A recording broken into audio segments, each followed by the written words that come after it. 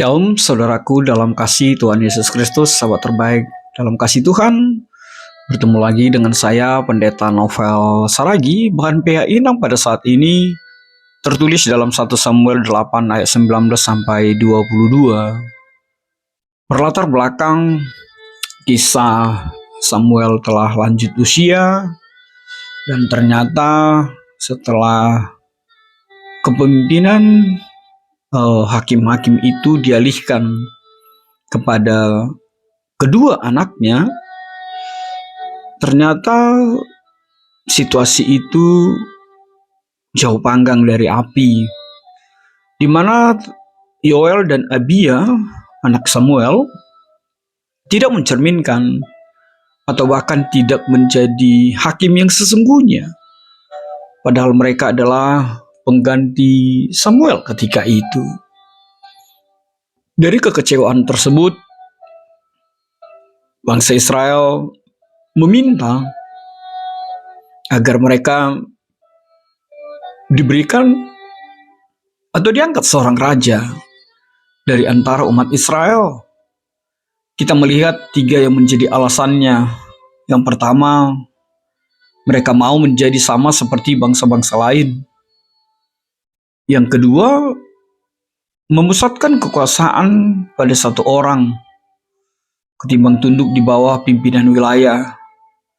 Dan yang ketiga, yang lebih lagi, ada seorang pemimpin. Bagi mereka, terkhusus ketika mereka ingin berperang. Saudara yang diberkati dalam kasih Tuhan, setiap inang, sebenarnya permintaan ini di ayat sebelumnya telah ditentang keras oleh seorang Samuel. Sebab banyak hal yang harus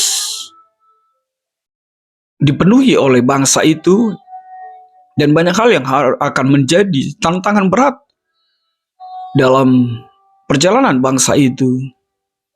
Kalau mereka dipimpin oleh raja, bukan lagi hakim-hakim, tentu saja kalau bukan Tuhan yang memimpin mereka. Inang ini diberkati Tuhan, Samuel sebenarnya menolak dengan keras, tapi desakan bangsa itu kuat sekali. Dan akhirnya Samuel sebagai abdi Allah, sebagai perpanjangan tangan Tuhan, meminta dan datang kepada Tuhan, meminta hikmatnya untuk memutuskan hal itu. Lalu kita melihat jawaban Tuhan, berikan saja. Walaupun sebenarnya jawaban Tuhan ketika itu sangat mengecewakan Tuhan sendiri. Kenapa? Tuhan Allah menyebutkan sebenarnya bukan engkau Samuel yang ditolak, tapi mereka menolak pemerintahanku.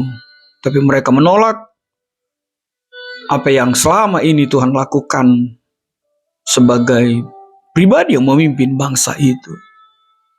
Saudaraku dalam kasih Tuhan Yesus Kristus, inang yang diberkati Tuhan, di dalam kehidupan kita, menarik ketika topik kita, tema kita mengantarkan pesan berani tampil beda. Apa yang bisa kita lihat di dalam tema itu kepada setiap inang pada saat ini? Yang pertama, inang ini berkati Tuhan, jangan pernah merasa aneh ketika engkau berbeda dengan orang lain. Kalau seperti bangsa Israel yang melihat bangsa di sekitarnya semuanya sudah melakukan apa yang mereka mau, terkhusus dalam kepemimpinan raja, tidak semua apa yang dilakukan banyak orang harus menjadi kita lakukan juga. Beranilah setiap inang untuk tampil beda, apalagi di dalam kasih Kristus, apalagi di dalam kebenaran firman Tuhan. Yang kedua, setiap inang yang diberkati, sahabatku di dalam kasih Tuhan, ingatlah bahwa kita harus mampu menjadi diri kita sendiri. Dalam arti yang positif ya, kita harus berani tampil beda.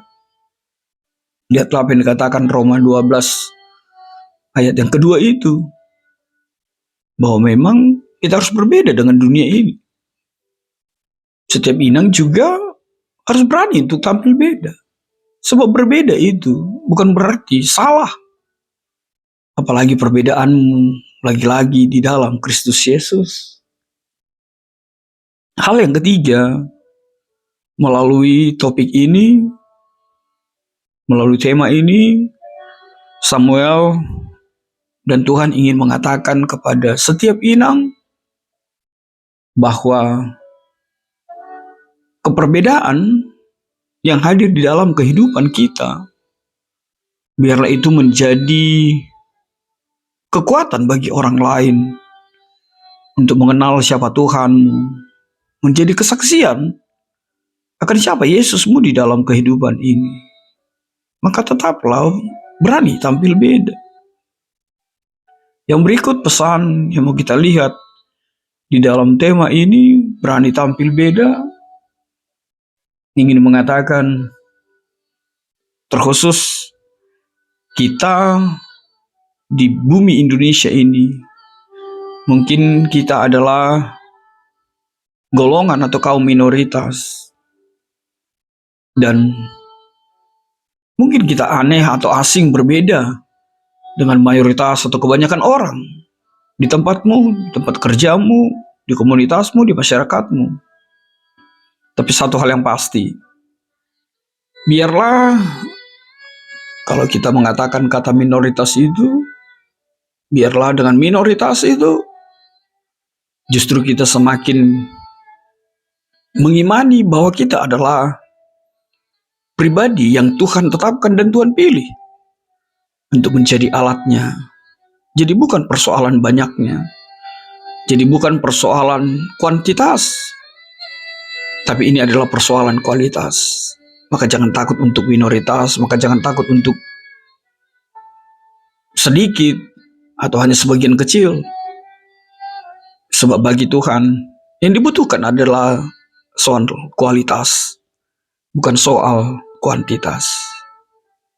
Tuhan memberkatimu setiap inang. Amin.